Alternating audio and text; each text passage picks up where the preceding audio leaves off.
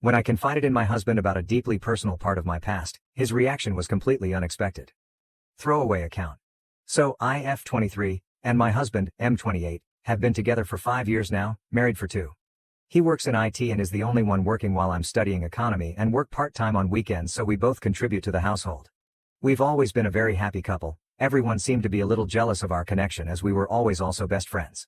He's a very sweet, hard-working man who seems to love me and wants me to feel secure, sometimes in ways that I don't agree with, like putting down other women for looking a certain way. And I've talked about it to him, but he doesn't seem to know what the big problem is. Not sure if that's relevant. T.O. Rape. I've been raped when I was in high school, before we knew each other, by a classmate on a school trip. We barely knew each other, but one night he got into the women's bathroom when everyone was outside, besides me, and raped me and strangled me really badly so I couldn't run away. After that, I went to the police, but nothing happens. The police dismissed it because they didn't believe me and said I couldn't just decide to ruin someone's life one day because of a whim. I still did have strangulation marks though. I recently decided to tell my husband everything since I finally got the courage and stopped being ashamed. Thank you, RI2X chromosomes. I sat him down yesterday and told him everything. After that, he put his face in his hands and then slapped me really hard. I could feel my tooth had been chipped. He then stood up, packed some of his clothes and left. I was crying the whole time and he only told me to shut the fuck up.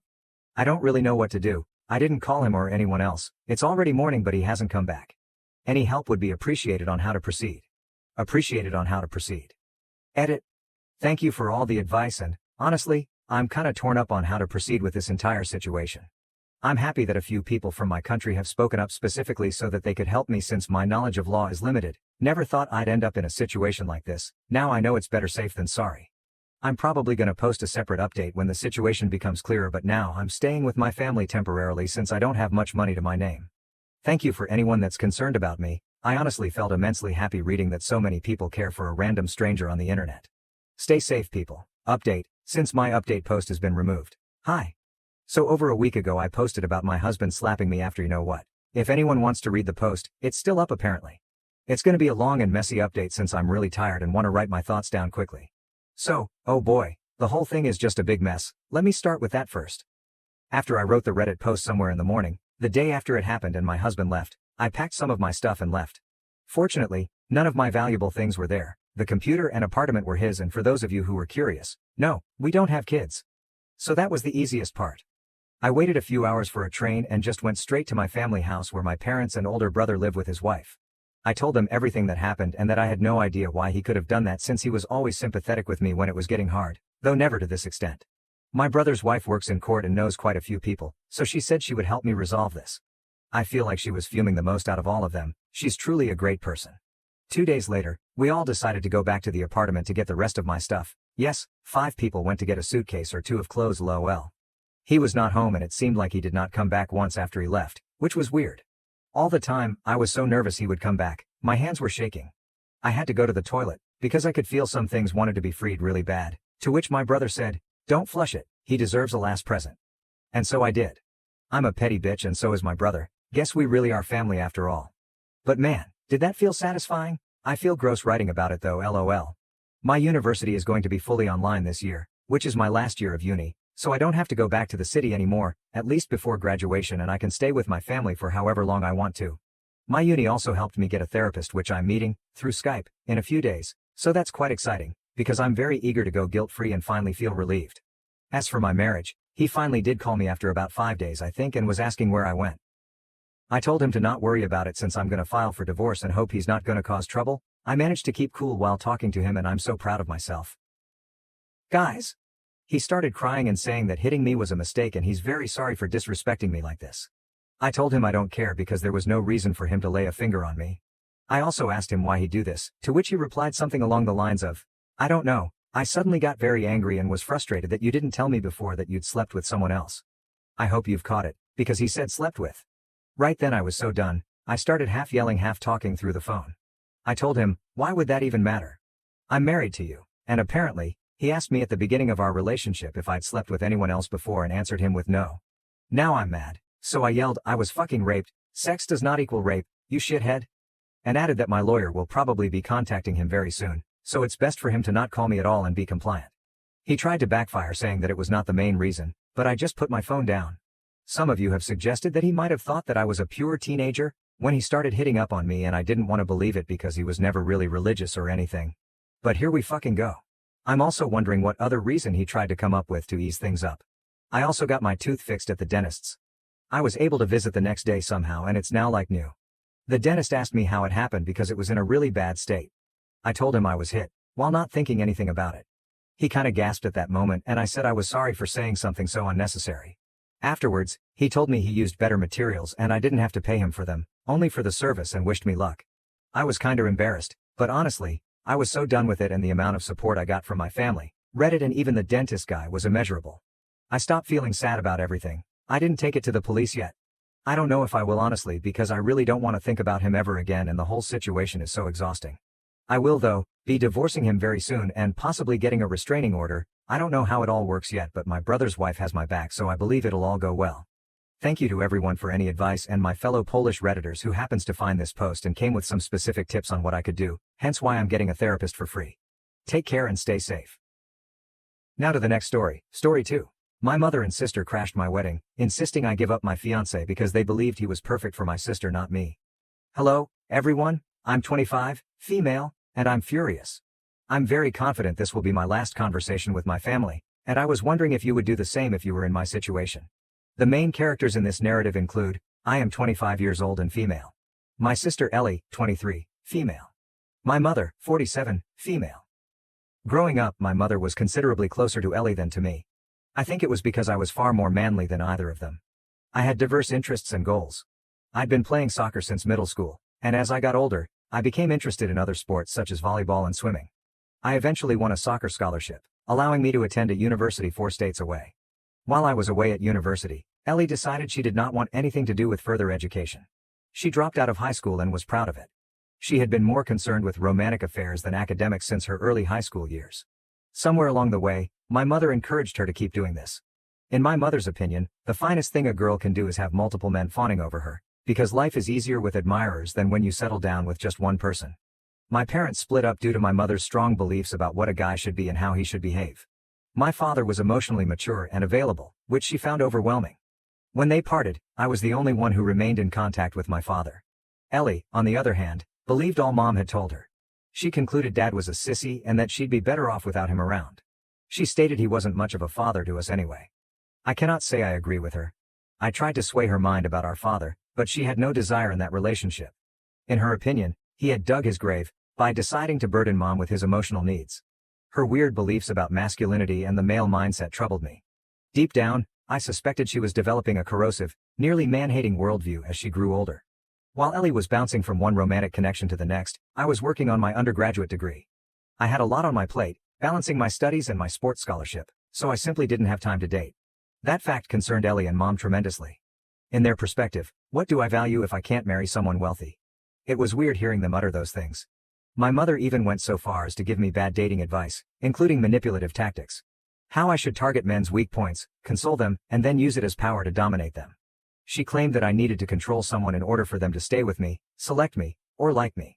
Her statement seemed so weird to me. Her advice was very strange. I thanked her for her advice, but never followed it. When I was 22, I met someone through my master's program. We began dating, and when I was 24, we became engaged. Because of my mother's weird beliefs about what a woman must do to keep a man, I believed it would be best to conceal my boyfriend's presence until we were engaged. My father, however, was completely aware of my relationship. He had met my fiancée several times before our engagement. After alerting my father of our engagement, I felt it was time to present my fiancé to my mother. So I did. The meeting did not proceed as anticipated. When I initially brought him home, my mother was overjoyed, but not because he was my fiancé. Oh no. Mom did not even allow me to finish introducing him. I had hardly mentioned his name when she interrupted and stated that I had finally come around as a sister, because he was the ideal man for Ellie. She said I should have told her and Ellie about him sooner. I was too astonished to speak. So was my fiancé. We both sat there, watching Ellie parade around in tight clothing, not even attempting to conceal the fact that I was right there. This was incredibly unacceptable behavior, even if my fiancé was not my fiancé and was simply a buddy. After 5 minutes of watching this drama develop, I snapped out of my amazement and resolved to correct the record. I introduced him as my fiancé and showed them my ring. And for once, I'd appreciate it if you cared about my happiness rather than Ellie's. Hearing this, my mother finally took a good look at my fiancé's face. After glancing at him for a few moments, she announced that she could not offer her blessing to this marriage. I couldn't believe what I heard. I was shocked. I got hurt. I was experiencing too many emotions at once. Instead of disputing, I accepted her opinion, grabbed my fiancé's hand, and left the house. Later, my fiancé asked if I still wanted to marry him, knowing how important my mother's comments were to me. I said, "I love you. I see a future with you. And if I want to marry, it will be with you and no one else." With that, we continued with our wedding planning. After nearly 2 months of planning, my wedding day finally arrived. I was in my wedding gown, feeling on top of the world. Everything was perfect. My father came to escort me down the aisle, but then, a disturbance. My mother and Ellie barged in, disregarding the security. Ellie was wearing a wedding gown that had belonged to my mother. My mother called out to me, asking that I cancel the wedding. She said, "You should not marry your fiancé." And why? Because Ellie deserves it more than I do. My mother believed Ellie deserved a good-paying husband who could care for her while she pursued her dream of becoming a homemaker. Unlike me. Unlike the masculine woman that I am. My mother suggested that the outfit would look better on Ellie because she has developed biceps and triceps, and the only thing preventing her from being a male is a lack of facial hair. Mom asked my fiancé, "What type of woman do you want in your arms? A lady who is obedient or a woman who would rather spend her leisure time chasing a ball?" It wounded, embarrassed, and humiliated me to hear such comments from my own mother. I could not even defend myself. My mother viewed my silence as a show of submission and ordered me to step down from the altar, allowing Ellie to take my place. That's when my fiancé stretched out and took my hand. He turned to my mother and urged her to go, as she and Ellie were not welcome here. He stated he wanted to spend the rest of his life with me, a lady he could play soccer with, rather than Ellie, whom he didn't know and didn't like. Mom's face fell. She turned to me and asked me to say something. All I could say was, "Leave." My mother walked out of the event with a nasty smile on her face, barely covering her disdain for me. Ellie trailed behind her, clearly unhappy. I could barely concentrate on the ceremony after that. The wedding was postponed for half an hour while I attempted to settle myself. Once I felt better, I was finally able to marry the love of my life. When I was alone after the wedding, I burst into tears. I don't understand why my mother did what she did. Is it improper for me to want to marry despite being a manly person? I do not comprehend. Update 1. Hello, everyone. Thank you for all your kind sentiments in my DMs and comments. I haven't had time to respond to everyone, but I assure you that I have read them all, and I thank you all for taking the time to read my tale. Yes, my mother and I were never close due to my passion in athletics. Ellie and Mom look a lot more alike than I do. I resemble my father. After my parents parted, Mom attempted to poison us against Dad. She succeeded with Ellie but not with me. Mom also saw Dad was present during the ceremony, which I don't think she was pleased about. I've received a few texts from my mother, but I haven't had the confidence to open them. Update 2. I opened the messages. My mother laments the fact that I married someone who should have been perfect for Ellie. In her perspective, I ruined Ellie's chance to live the dream life she had always desired by marrying him. I'm not sure why she just cares about Ellie's happiness, not mine. When I challenged my mother about this, she responded, "I did not raise you to be such a hateful person who enjoys being envious of others." I couldn't make much sense of what she said, but I knew it was meant to harm me. I had no reason to sit and suffer what she was spewing at me, so I chose to block her. I've never considered taking such dramatic measures. However, standing where I am today, I believe that is the best course of action. I have temporarily blocked my mother. Update 3. Since I blocked my mother, Ellie has decided to trash me on the internet. She made multiple posts portraying me as the villain who took her lover, which was not the case. Fortunately, my father and his side of the family were aware of my continuous relationship with my husband, so they did not accept her words. My mother's side of the family was a very different story, but that's okay. I am not too concerned about it. I've blocked her as well, and I have no plans to unblock her. Mom's family contacted me, and I described the issue to several of them. Those who believed me were unblocked, while those who did not believe me were blocked. I have no regrets, and that is it. I want to have a good life with my husband, and I'm not going to allow my toxic family spoil it. Wow, your mother has some very antiquated and harmful values. You deserve so much more. I can't comprehend why she thought it was right to do what she did. You are NTA for blocking her, by the way. NTA. You should block your mother, Ellie, and anyone else who believes what they did is acceptable, because it is not at all. Now to the next story, story 3. I worked 2 jobs to fund my sister's life, but she called me a loser. I cut her off, and she spiraled. Now, she's stuck while I moved on. When my younger sister, Lauren, was accepted to her chosen college, the entire family celebrated as if it were the greatest success of all time. My parents were beaming with delight, and Lauren was already discussing her future career plans. Meanwhile, I stood in the corner, quietly calculating how everything was going to turn out. My parents did not have enough money to pay for her schooling. They made this evident when they began dropping hints during family chats. Lauren is so smart, But college is so expensive these days, my mother would add, as if I didn't realize where this was headed. I did not have much. I was working as a mechanic and saving money for a house, but Lauren was my sister. I wondered, what's the harm in helping? So I pitched in. It began with simple purchases, textbooks and groceries, but it quickly escalated. I soon began paying her rent, electricity, and even nights out when she wanted to unwind. She always had an explanation when she asked for money. I'll pay you back when I graduate. Or, Mom and Dad just can't help right now. What made matters worse was that my parents treated me as if I was required to assist. Family takes care of family, they'd say, as if I wasn't already straining my back working 2 jobs to support them. Lauren, meanwhile, pretended that the world revolved around her. She'd share images of expensive dinners and weekend getaways, beaming as if she wasn't living on my dime. I kept telling myself it was only temporary. I felt it would all be worthwhile after she graduated. But, deep down, I was beginning to resent the idea that my life was on wait while hers was racing full speed ahead, and I was footing the price. I believed things would improve once Lauren got into her college schedule. I imagined she'd recognize how much I was doing for her and express her gratitude. However, her entitlement only increased. Her spending habits were the first clear clue. While I was skipping meals and working late nights to pay her rent, Lauren was displaying her new clothing on social media, designer purses, trendy shoes, and elegant dinners that I could never buy for myself. At first, I attempted to rationalize. Perhaps she has a part-time job. Perhaps she was simply overdoing it for looks. But when I approached her about it, she simply shrugged it off. Everyone at school dresses like that, she told me. I don't want to look like I don't fit in. It wasn't just her attitude toward money, it was everything. She treated me like a walking ATM, never asking how I was or if I any assistance. My folks were not any better. Every time I tried to express how much I was struggling, they'd guilt me into being silent. She's your sister, my mother would explain. She's building a future. You should be proud to help her. But it wasn't just helping, it was sacrificing. My weekends were gone, as were my money, and that house I had always wanted. Forget it. Meanwhile, Lauren couldn't be bothered to write a thank you card. Instead, she contacted to complain about her teachers, her homework, or her flatmates. She never inquired how I managed to work 2 jobs simply to keep her afloat. The resentment I'd suppressed began to rise. I was weary of being treated as if my life didn't matter as long as hers was progressing. The tipping point came when Lauren casually stated that she was considering studying abroad for a semester. She didn't even question if I could afford it. She simply assumed I could handle it. I think it would be such a great experience, she added over the phone, her voice light and carefree. The program costs a little more, but it's a once-in-a-lifetime thing, right? I sat there, grasping the phone and trying to understand what she had just said.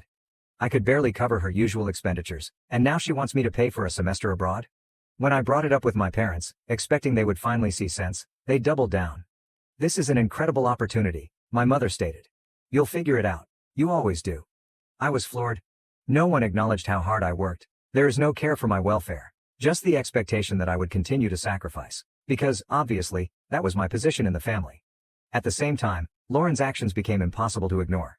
She'd phone to whine about the most minor things, like how her roommate had borrowed her shoes or how the campus cafeteria didn't have real lattes. She also started making subtle barbs at me. She'd laugh at how I was always working and say I was married to my job. She doesn't appreciate you, a coworker said one night while I was complaining during a break. You bend over backward, and she acts like you owe her.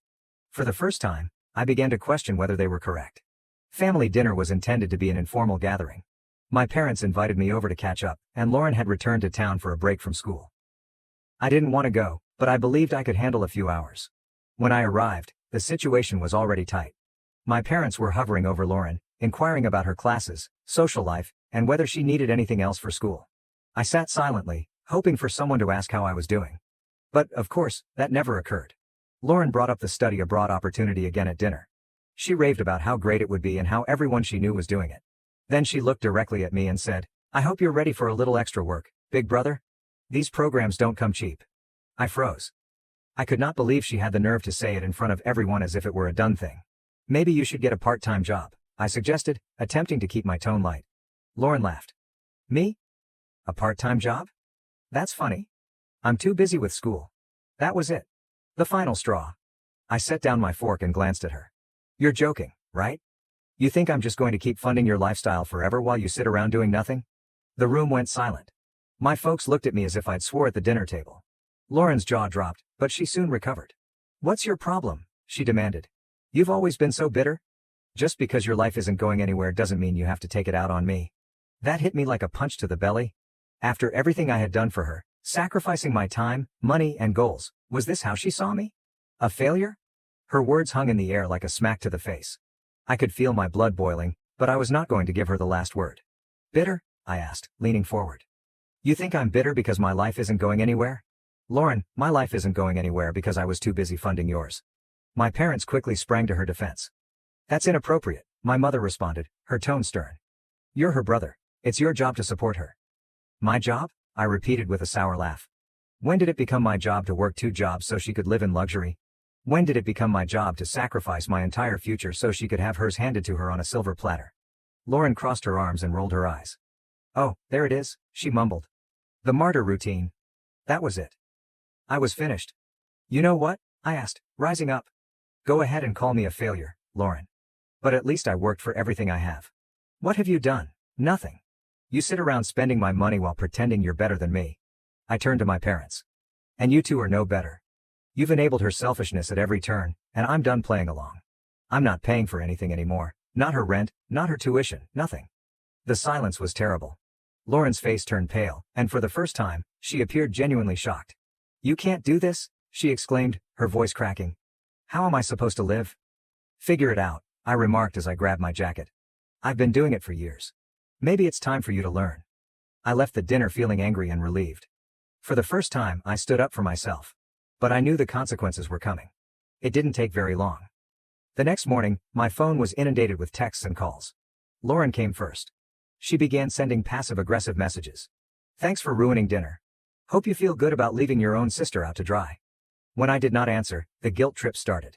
You're really going to leave me like this? After all I've been through? I disregarded all messages. If she wanted to play the victim, she could do so without me?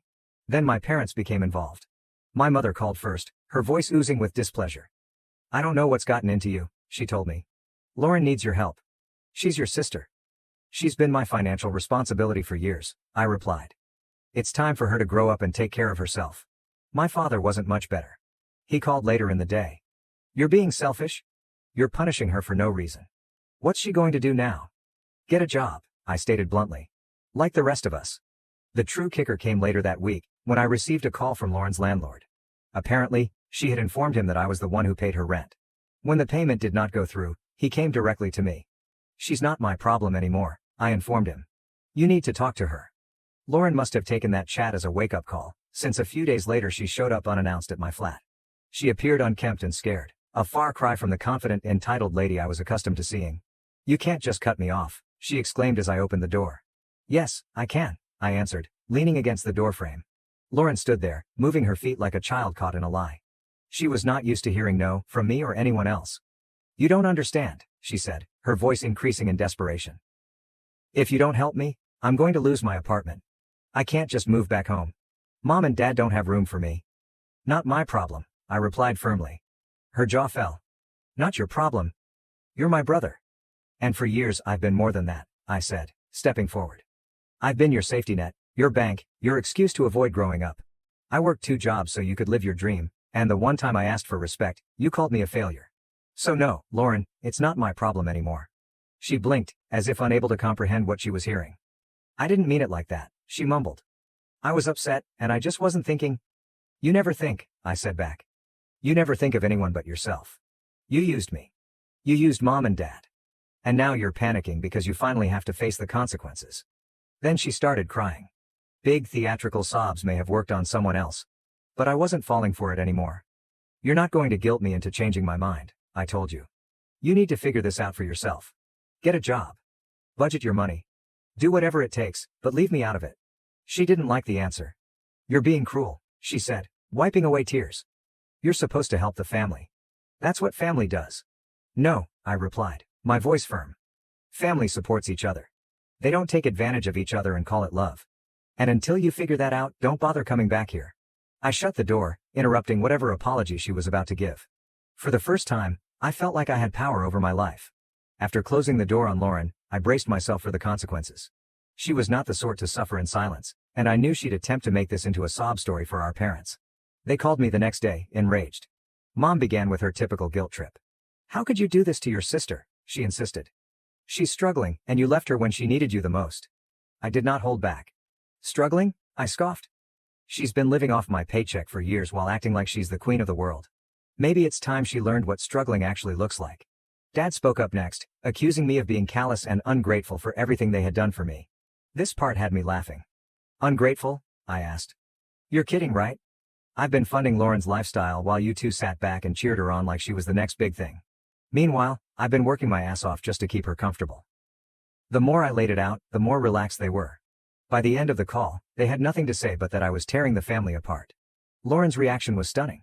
She bombarded her social media with vague remarks about how some people only care about themselves, and the agony of being let down by those closest to you.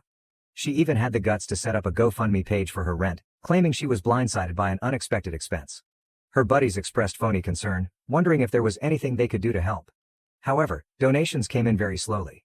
Apparently, people weren't as enthusiastic about her lifestyle as she had planned. Meanwhile, word of the drama circulated rapidly throughout the family. My aunt called to report that she had heard I was being unreasonable. However, as I described the circumstances, she rapidly changed her tune. She really expected you to keep paying her rent? She questioned, shocked. Welcome to my world, I responded. After my parents arrived at my door, I realized how far this scenario had progressed. Lauren's entitlement was no longer the only issue. The entire family was enabling her, treating her problems as if they were mine to fix. They did not stop with guilt. My mother began to disseminate the story that I had failed Lauren and the family.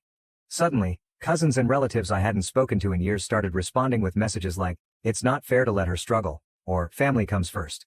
Lauren's mask of control, however, began to erode with time. I found out from common friends that she had moved back in with my parents after getting evicted. Of course, that wasn't sufficient for her. She made it apparent that she expected to be coddled there as well. One acquaintance informed me that she had overheard Lauren moaning about the food at home. "She's mad that her parents don't cook her real meals," my friend added, chuckling. "She even joked that they should hire someone to take care of her, since you're not around to do it anymore." Hearing this only strengthened my determination to terminate ties. If my family wanted to encourage her behavior, it was their decision. But I wasn't going to keep exhausting myself for someone who couldn't even express fundamental gratitude. Lauren's downward spiral continued. She moved back home with my parents, who treated her like a helpless kid. They catered to her every desire, spending what little funds they had left to support her lifestyle. Meanwhile, they continued to blame me for her condition, as if I had committed some awful crime by cutting her off. I learned from family that Lauren was still spreading lies about me, telling anyone who would listen that I had abandoned her during a tough period. She cleverly left out the bit where she had been leeching off me for years, flaunting her status as if it were her birthright. Her demise, however, was not just financial, but also social. Word of her GoFundMe fraud spread, and the same people who used to accompany her for lavish dinners now avoid her calls. Without me picking up the tab, she had nothing to give them. My parents called me in a panic, and that was the turning moment.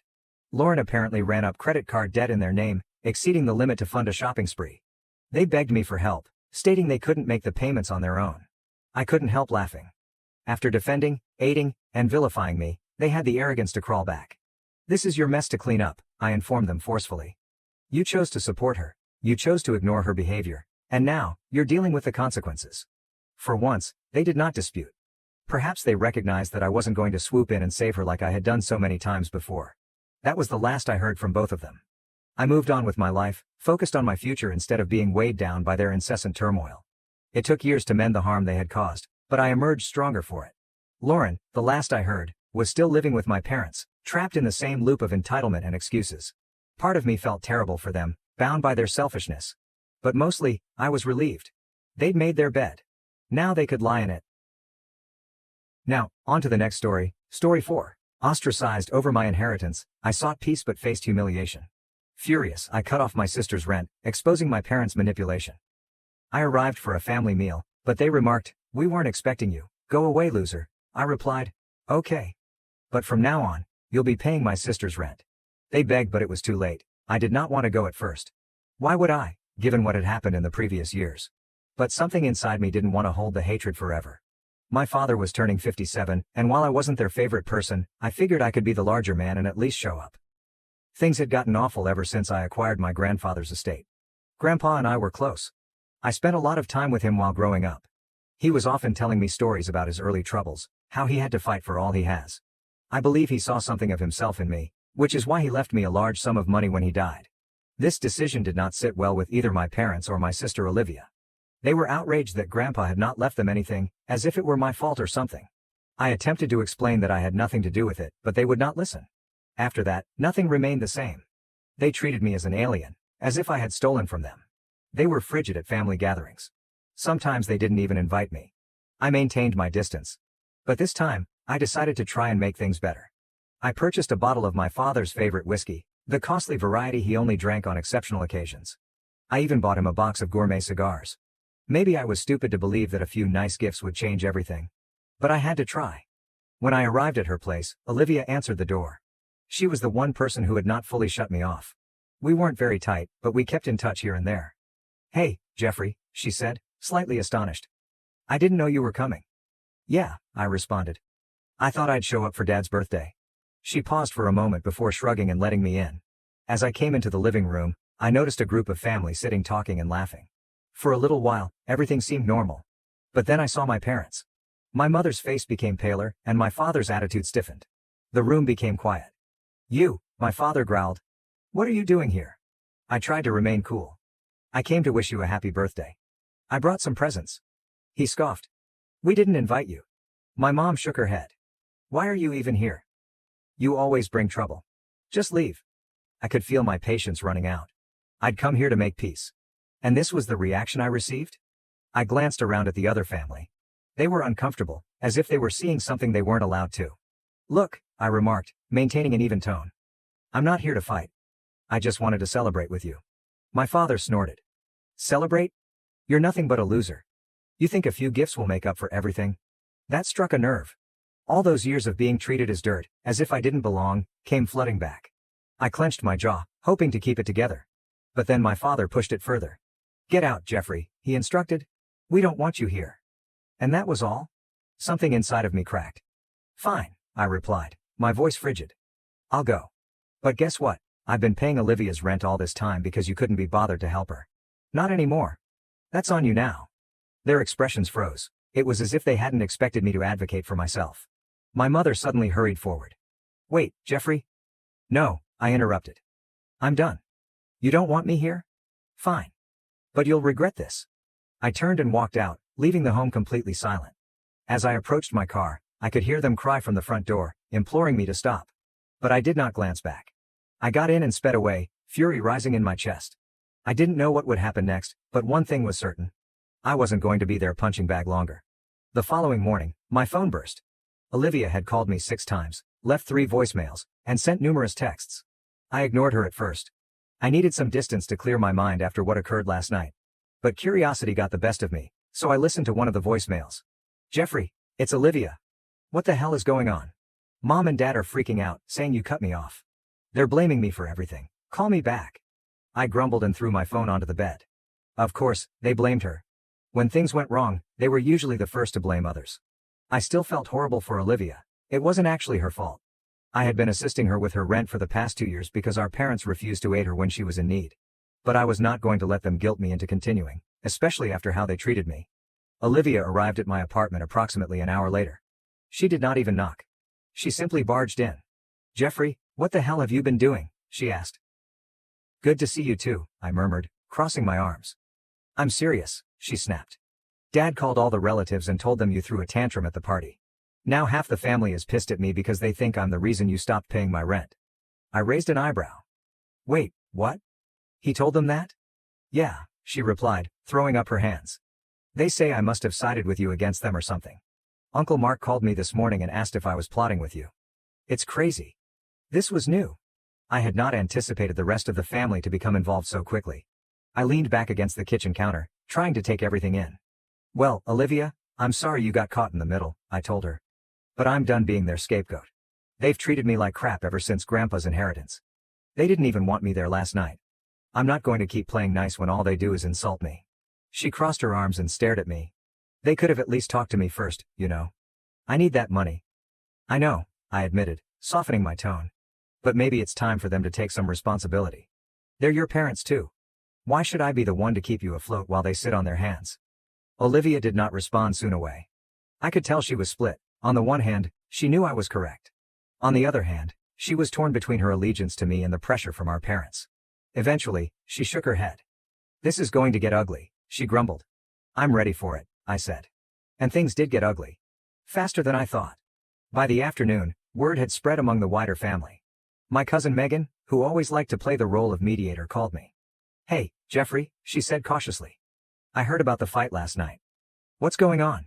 I gave her the outline, omitting some of the harsher aspects. Megan listened carefully and sighed. You know they say you ruined the party, right? But honestly, a lot of people are on your side. Uncle Rob thinks your dad and mom crossed the line. And Aunt Lisa told them off for the way they treated you. This was surprising. Aunt Lisa normally avoided family turmoil, so her involvement must have irritated her greatly. Wow, I said. Didn't see that coming? Yeah, Megan replied. But Olivia called me earlier, and she's pissed. I think she feels like you threw her under the bus. I massaged my temples. This was turning into a full-fledged family feud. A part of me felt bad. However, another part of me felt relieved. For once, I wasn't the only one feeling their fury. Maybe they'll finally realize how toxic our parents can be. Later that night, Olivia sent me a lengthy text message. She accused me of being selfish and leaving her when she needed me the most. It stung. But I knew she was just acting out under pressure. I did not respond. 2 days later, things erupted again. My father showed up at my workplace. I worked at a downtown marketing business and was astonished to find him standing in the entrance. He wasn't even attempting to mask his rage. We need to talk, he stated bluntly. I'm working, I said, my voice calm. You can call me later. No, he replied. We're doing this now. I sighed and let him outside. He didn't spend any time lying to me. You embarrassed this family, he remarked. Do you realize how many people are turning against us because of your stunt? You think you're better than us now, don't you? Better than you? No, I replied. But I'm not going to let you treat me like dirt anymore. I came to your birthday out of respect, and you threw it back in my face. His eyes narrowed. You think you're entitled because of Grandpa's money? Without him, you'd have nothing. That's rich, I replied. You're the one who's bitter about not getting a share. This isn't about respect or family, it's about control. He did not answer immediately, but I could see the rage in his eyes. Finally, he added, You're going to regret this, Jeffrey. No, I replied firmly. You are. He stormed away without saying another thing. As I watched him leave, I understood this wasn't over. But for the first time in years, I felt like I was finally standing firm. A few days later, I learned of the impact from other relatives. Aunt Lisa called to complain about how my father had gone around attempting to turn the entire family against me. Apparently, he told everyone that I had betrayed the family and cut off Olivia as punishment. But, to my astonishment, some relatives did not believe the narrative. Uncle Rob had plainly told my father, You treated Jeffrey like garbage, didn't you expect consequences? Lisa stated that several others were also beginning to see through the act.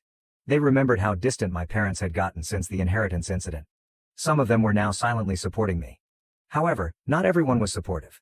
Olivia had gone all in on our parents, and she wasn't holding back. She posted a passive-aggressive rant on Facebook, which everyone knew was directed at me. Family is supposed to be about support, not conditions. Some people think they can just walk away when it's inconvenient for them. Must be nice to live with no responsibilities. Some of us aren't so lucky. It required every ounce of willpower not to shoot back. My phone was buzzing with messages from cousins asking what was going on. The drama was growing like wildfire, and I was caught in the midst. Olivia returned to my house later in the evening.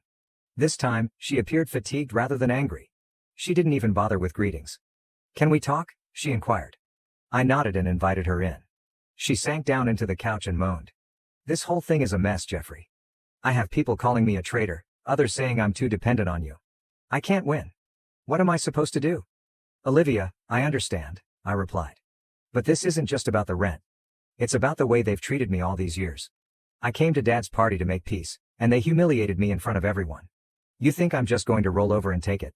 She gazed down at her hands. I know they were wrong, she said. But they're still our parents. I don't want to be in the middle of this fight. I could tell she was straining, caught between her allegiance to them and the comfort I had provided. I decided to be honest. Look, Olivia, I never wanted to make you choose sides. But I'm not going to let them walk all over me anymore. I've supported you because I care, not because I owe them anything. If they want to be responsible for you, let them. Her eyes were filled with frustration. You don't get it, she retorted. They won't help me. They never have. Without your support, I'm screwed. For a brief minute, I felt guilty. But then I remembered the years of insults. How they had regarded me like an outcast. I was not going to give up my mental health for those who did not appreciate me. I'm sorry, Olivia, I whispered quietly. But I can't do this anymore. She stood and shook her head. Fine. But don't come crying to me when this all backfires. She went without saying anything else. The following day, events took an unexpected turn. Uncle Rob called to ask if I could meet him for coffee. I agreed, curious to know what he wanted. When I arrived, he quickly got to the point. Look, Jeffrey, I know things have been tough with your parents, but I want you to know that you're not alone. A lot of us have seen the way they treated you. It's not right. Thank you, Rob, I replied, drinking my coffee. But I'm not sure what good it does. They're not going to change. Maybe not, he acknowledged. But I think it's time we stop letting them control the narrative. You don't have to fight this fight alone. He went on to say that other relatives were preparing to confront my parents about their behavior. I had not expected this. Most of them normally avoided family conflict, but this time they were taking a stand. That night, Aunt Lisa called me. We just had a meeting with your parents, she stated. It got heated. We told them they needed to apologize to you and start treating you with respect. Of course, your dad was stubborn as hell, but I think we got through to your mom a little. I was stunned. For years, I felt lonely, as if I were the only one who recognized how toxic my parents could be. The family was starting to push back against their actions. Still, I wasn't waiting for an apology. People, including my father, did not change overnight. Then, just when I thought things couldn't get weirder, Olivia sent me a message. It was short and mysterious. We need to talk. Something's happened. Olivia's message made me nervous. I debated ignoring it, but curiosity got the best of me. I texted her back. What's going on? Her reply was immediate. Come to Mom and Dad's. It's serious. Despite my better judgment, I drove over. I knew I was in an enemy country, but if something was truly wrong, I decided I should at least listen to her. When I arrived, Olivia met me at the door. She had a solemn expression on her face, as if she were bracing herself for something heavy. They're in the living room, she replied softly. I followed her inside and found my parents sitting stiffly on the couch. They both appeared tight, but there was also a hint of something strange. My father motioned for me to sit down, but I remained standing. All right, I replied, crossing my arms. What's this about? My mother sighed heavily. We didn't want to tell you this way, but Olivia's in trouble. She's behind on her rent again, my father explained. We just found out that she might be evicted. I looked at Olivia. She looked aside, biting her lip. We can't let that happen, my father added. She needs your help, Jeffrey, just until she gets back on her feet. I stared at them for a time, allowing the words to sink in. Something did not feel right. How did you just find out about this? I requested an explanation. We got a call from her landlord, my mother stated hurriedly. Too quick. Olivia shifted uneasily and avoided eye contact.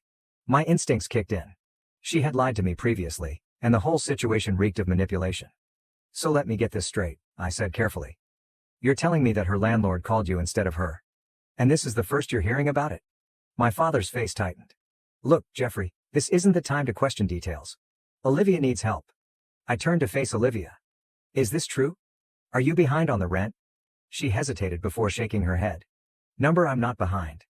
I felt my jaw clench. Then why are you all playing this game? Olivia grimaced. They thought if you thought it was serious enough, you'd help again. That was it? I snapped. Are you kidding me? You dragged me here with a fake emergency just to manipulate me into giving you more money? I turned to my parents. What is wrong with you people? You couldn't just ask me like normal people. Jeffrey, don't overreact, my mother said, her tone defensive. We were trying to protect Olivia. You're the one who cut her off. No, I snapped back. I cut you off. Olivia is a grown woman, and if she's in trouble, it's between her and me. But instead of coming to me honestly, you chose to lie. And you wonder why I want nothing to do with you. I turned to face Olivia. You went along with this? She seemed embarrassed. They pressured me. I didn't know what else to do. Well, congratulations, I replied bitterly. You all just made things 10 times worse. I stormed out.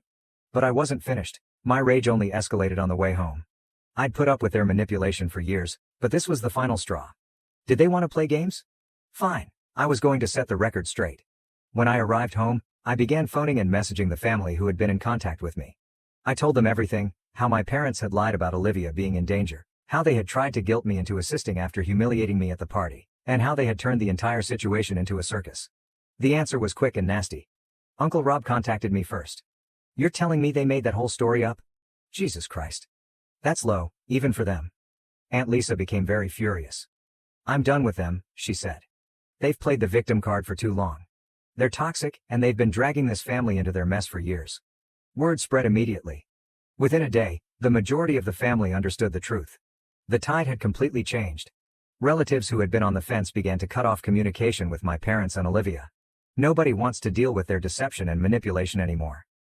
Olivia texted me and begged me to stop. Please, Jeffrey, you're losing everyone. They say it's your fault. My fault? I said. You brought this on yourself. For the first time in years, I felt genuinely supported. The family finally realized what I had been struggling with all along. My parents and Olivia attempted damage management, but it was too late. Nobody bought their justifications anymore. It was bizarre. For so long, I'd felt like the black sheep. But suddenly I was no longer an outcast. My parents were. Quite frankly, it seemed like justice. A week later, the aftermath was complete. My parents attempted to rally support from the rest of the family. However, their expectations had not been met. Megan told me that they had even sought out some of their more distant relatives, whom they hadn't spoken to in years, in an attempt to elicit sympathy. They called Aunt Marie, Megan remarked, laughing as she told me. You know, the one who never puts up with anybody's nonsense. Apparently, my father told her a sob story about how I turned everyone against them. He replied, maybe if you weren't such a control freak, your family wouldn't hate you. Then she hung up with him. Hearing that was more satisfying than I want to admit. But the big shock came when I discovered they were attempting to seek assistance from Uncle Peter, the wealthy individual who resided out of state. Peter had always been rather indifferent about family problems, but he was not ignorant. He had seen through my parents' games years before. I later learned that when they phoned him, he did not hold back. Peter told them straight out, Megan explained. Don't call me again. I'm not wasting my time with your theatrics. It was horrible. Every lifeline they attempted to clutch crumbled into dust. The people they formerly ruled had had enough. By the end of the week, my parents were almost completely separated. Olivia attempted to contact a few cousins, but none of them were interested in getting involved anymore. The entire family had cut her off. They're done, Rob informed me. No one wants to deal with their drama. It's just them now, Mom, Dad, and Olivia in their little kingdom of misery. I nearly felt bad for Olivia. Almost. She had decided to side with them and support their lies. Now she was stranded on their sinking ship. A few days later, my father contacted me. I pondered ignoring it, but ultimately chose to respond. I was curious to hear what he would say. Jeffrey, he said after a pause. We need to talk. Do we? I said, my tone icy. We made some mistakes, he said hesitantly. But you've made things worse by turning everyone against us. Don't you think it's time to end this feud? I laughed bitterly. You think this is my fault? You brought this on yourself. You lied to me. You humiliated me in front of my family. Now you're facing the consequences, and you want me to fix it for you. Jeffrey, please. We're still family. Funny, I said. You didn't care about your family when you called me a loser in front of everyone. Now that you have no one left, you want my help? I'm done. He tried to argue, but I hung up. That was the last time I spoke to him. It was the last time I spoke with any of them. I later learned through the grapevine that they were fighting to maintain appearances. With their family ties cut, they had no one to rely on. Olivia, who had previously relied on my support, was now discovering the hard way that our parents had no intention of assisting her. As for me, I felt free. For the first time in years, I was not burdened by their toxicity. I had my life back, and the support of loved ones who genuinely cared about me.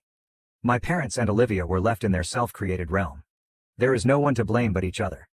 And honestly, I was fine with that. Now to the next story 5. My mother-in-law and sister called me a freeloader while I secretly paid their bills. They threw me and my son out. They'll regret it. My life was rather straightforward until Jake came around. I worked as a fitness trainer at a neighborhood gym, where I helped others get into shape. It kept me busy enough not to think about the absence of drama in my personal life. Everything changed the day Jake stepped into my gym. Hey, I'm looking to switch up my routine.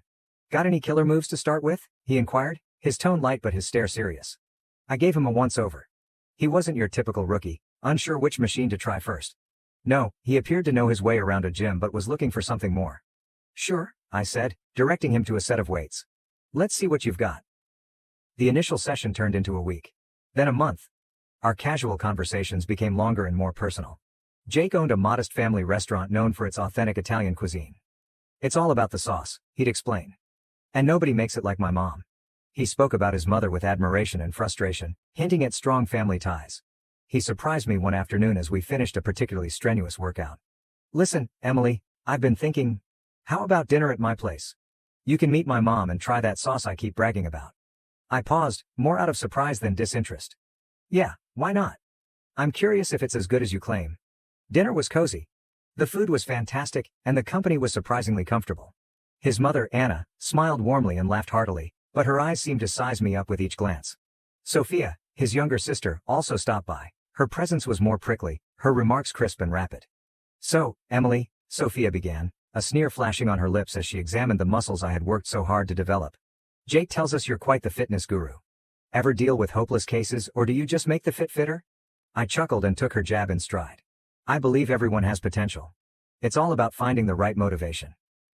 Jake became a continuous presence in my life. He consistently arrived at the gym at the same time and always found an excuse to talk a bit longer. You know, I never believed in fate or any of that stuff, he admitted one evening as we closed the gym together. But meeting you, maybe I was wrong. His statements were a combination of gruff charm and clumsy earnestness. It was refreshing. Despite the niggling voice in my head telling me to take it slowly, I found myself falling for him, hard and quick, like a rookie carrying too much weight without a spotter. One frigid evening, as we went to our cars, he came to a halt and turned to face me, his demeanor solemn. Emily, I'm not good at this fancy talking, and I don't have a smooth line to throw your way, but I like you, a lot. What do you say we make this official? It was abrupt and honest. No games. There will be no delaying the inevitable. That was Jake, straightforward and all in. I grinned as my heart pounded in my chest. I say yes. Let's see where this goes. And with that, I was no longer merely a fitness trainer at the neighborhood gym. I was Jake's girlfriend, and eventually, his wife. Moving into Jake's mother's house shortly after we married was not exactly what I had envisioned for our happily ever after. Jake explained that it was essential to him because of his familial links. But living with his mother, Anna, and sister, Sophia, was difficult from the beginning. They did not hide their unhappiness with my entering the family, and things became more tense by the day. The house was usually busy, yet I somehow ended up with more than my fair share of responsibilities. After a long day at the gym, I'd go home to an endless list of responsibilities. The old washing machine was a nightmare. It broke down so frequently that I half joked it was personal against me. Nobody else seemed to notice or care, particularly Anna and Sophia. I recall one evening after dinner, I was attempting to fix that dreaded machine when I overheard them conversing in the kitchen. She doesn't even know what she's doing, Sophia said, laughing without lowering her voice. Watch, she'll flood the basement next. Their laughter rang down the corridor, wounding more than I cared to confess. I bit my tongue and concentrated on the task at hand. It was not just the washing machine, it was everything. From cooking to cleaning, my efforts were simply another source of fun for them. Cooking was the worst. Italian cooking was revered in this household, and my attempts were deemed blasphemous.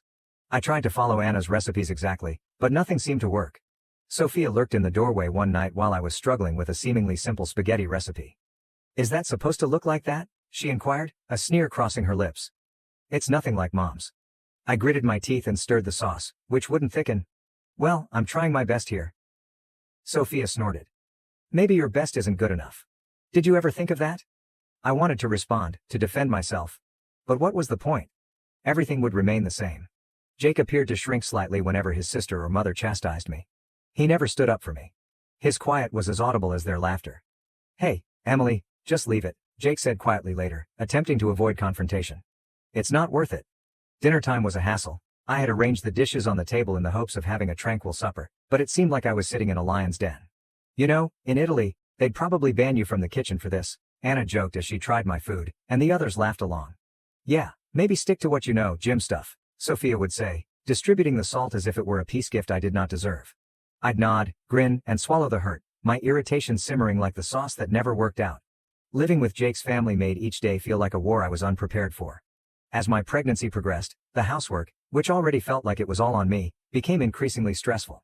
Instead of receiving assistance or sympathy from Anna and Sophia, I sensed their hostility grow worse. One afternoon, I attempted to sweep the living room while moving slower than normal due to my increasing tummy.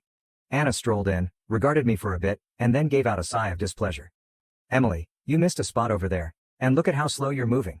This house is going to fall apart at this rate, she observed, pointing to a corner I hadn't yet arrived at. I straightened up, feeling a tightness in my back. I'm doing the best I can, Anna. It's a bit harder with the baby. She scoffed, shaking her head. In my time, we didn't let a little thing like pregnancy slow us down. You need to toughen up. The lack of sympathy hurt, and I bit my tongue to avoid snapping back. Sophia fared no better. Later that day, as I was folding laundry, she entered the room and began flipping through the clothing I had just carefully put. You do know these aren't folded right, don't you? They should be able to stand up on their own, like how Mom taught us. Here, let me show you again. She tossed the shirt she was holding back into the pile, undoing what I had previously done. Then, with precise movements, she refolded the same garment. I felt my frustration increase. Sophia, I appreciate the lesson, but I've folded clothes before. I'm not an idiot. She only raised her brow, a cold smile flashing on her lips. Could have fooled me. But hey, if you're okay with being mediocre, who am I to argue? Her words felt like a slap. For a time, I just stood there, watching her make my efforts appear futile. It was the same with cooking. Every dish I tried was met with criticism or downright ridicule, especially if I tried to create something Italian. One evening, I decided to try again, this time with a basic pasta dish that I believed I had nailed. Sophia arrived into the kitchen just as I was stirring the soup. "What's that supposed to be?" she inquired, staring into the pot with a doubtful expression. "It's spaghetti carbonara." "I thought it might be nice for dinner," I added, hoping for a difference in her typical gruff tone. She took a fork, tossed some pasta on it, and tasted it with an exaggerated distaste. "Nice? This is what you call nice? I wouldn't feed this to the dog, it's all wrong." I banged the pot's lid down slightly harder than necessary. "Well, it's what's for dinner. If you don't like it, you're welcome to make something else." Every day, the tension in the house increased, and Jake's absence exacerbated the situation. He was usually at the restaurant, always busy. When he was at home, he avoided all conflicts. When I tried to tell him about how his sister and mother treated me, he would just sigh and say something like, "I know it's tough, Emily, but try to hang in there. They'll warm up to you eventually, just give it time." After giving birth to my kid, I hoped things would improve. But the truth was quite the contrary. I had gained a significant amount of weight during my pregnancy, which became their new source of mocking. "Look at how much she's eating," Anna would chuckle as I tried to fuel myself for breastfeeding. "Are you feeding a child or a small army?" One day, as I was feeding my kid in the living room, I heard Sophia imitate a cow mooing from the kitchen. The sound cut through me. Tears stung my eyes. It was obvious that they considered me as nothing more than a cow, a utility for my son. I reached a breaking point. The relentless ridiculing and frigid treatment at home became unbearable. I needed a place for myself, where I wasn't just the scolded daughter-in-law or the underappreciated wife. That is when I decided to create my own YouTube channel and Instagram page. One morning, while Jake was at the restaurant and Sophia was out shopping, I put up my old camera in the corner of our tight guest room as my new impromptu gym. "I'm doing this," I whispered to myself while adjusting the angle. "For me. Not for them." I began filming easy training videos that could be done at home, particularly appealing to moms like myself who couldn't always get to the gym. Talking to a camera felt strange at first, as if I were addressing an audience who was interested in what I had to say. However, it soon became my haven. The first several videos were amateurish, with stiff commentary. "Hey everyone, it's Emily here, bringing you a quick 10-minute workout, perfect for busy moms. Let's get started." But as time passed, my follower count increased, as did my confidence. I bought a better camera, watched online courses on lighting and editing, and my little project began to take shape, something wholly mine. Sophia barged into the room one afternoon while I was filming a low-impact exercise sequence for a new video. "What the hell are you doing?" she said, her gaze jumping from the camera to mine. "You turning our home into your personal TV show now?" I paused the tape, my heart racing, not from the workout, but from the confrontation. "Yes, I am actually. It's something important to me. I need something of my own." Sophia grumbled and looked about with scorn. "You think you're some kind of star? Please. Get over yourself, Emily." Her words stung, but I was getting better at dealing with her jabs. "Well, it's not like I have your approval for anything else around here. I might as well do one thing I enjoy." Sophia rolled her eyes and marched away. But I didn't stop the camera for long. I resumed my session with a stronger voice than before. My digital profile rose, and so did the prospects. Brands began contacting me, offering free things to include in my movies. Then came the offers to sponsor posts. The first time a brand offered me money to promote their product, I was taken aback. "I can't believe they're paying me for this," I said to Jake over dinner one night, eager to express my delight. "That's great, Emily," he said, his tone preoccupied by his restaurant issues. "Just keep it quiet, okay?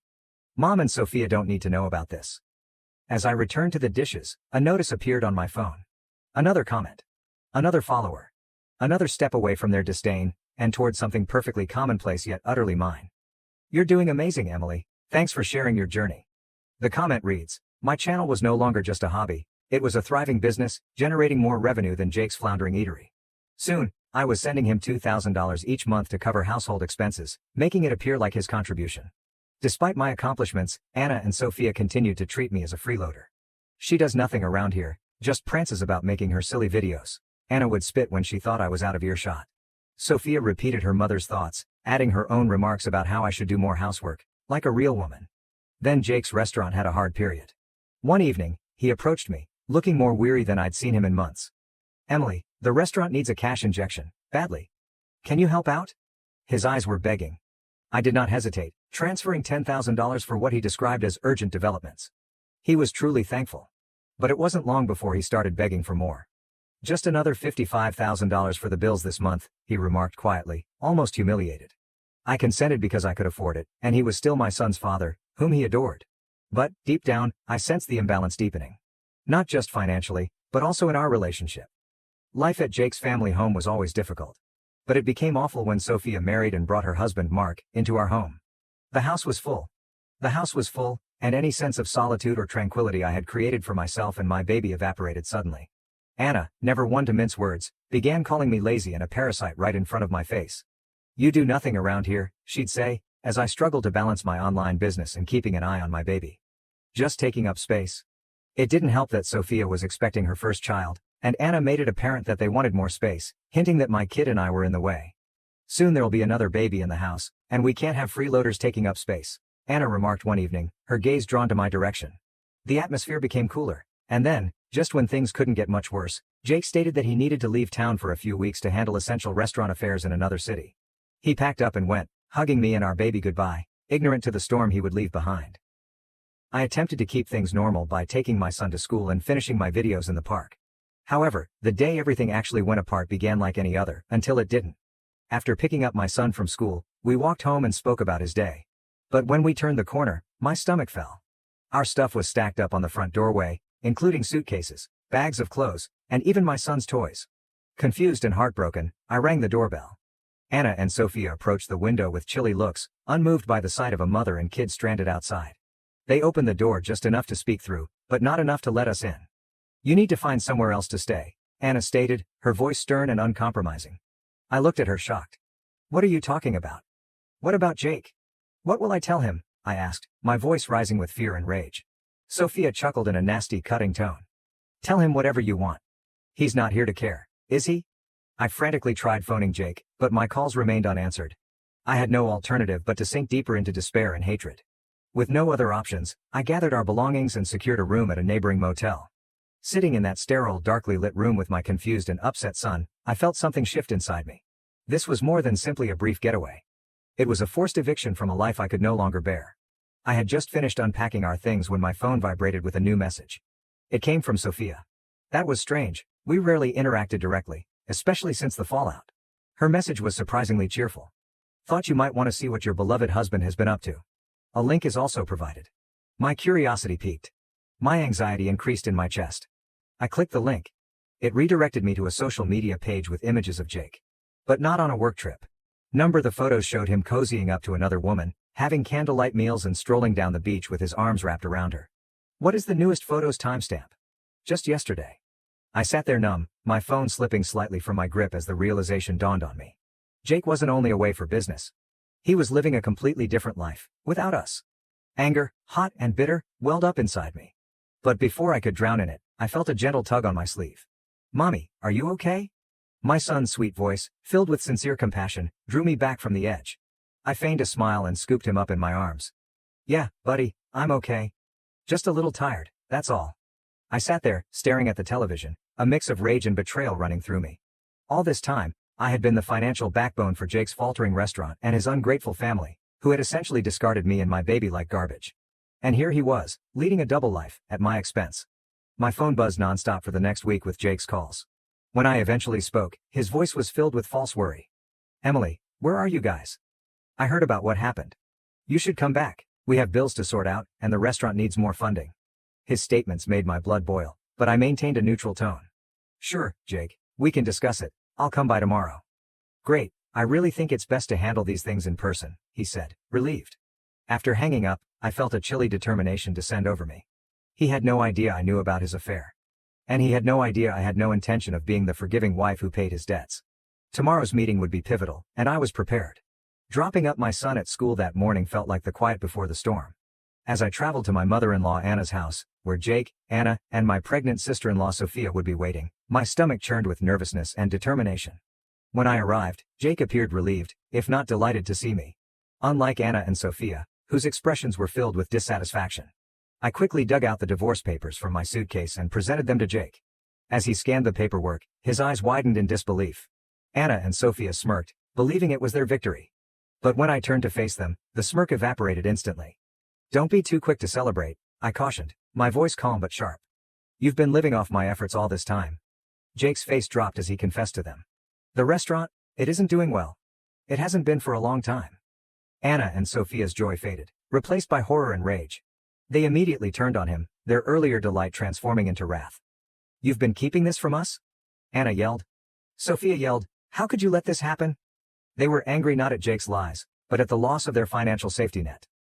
Sophia, the arrogant one, scoffed at me. "Well, since Jake makes less than you, he'll just have to file for alimony. How's that for justice?" Jake perked up and nodded enthusiastically, as if he had just discovered a way to win.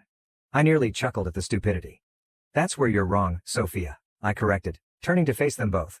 "And Jake, you won't see a cent from me, not for alimony, not for anything." Jake's arrogant grin vanished. "What? That's not how this works." "Oh, but it is," I answered. "Because I know about the affair."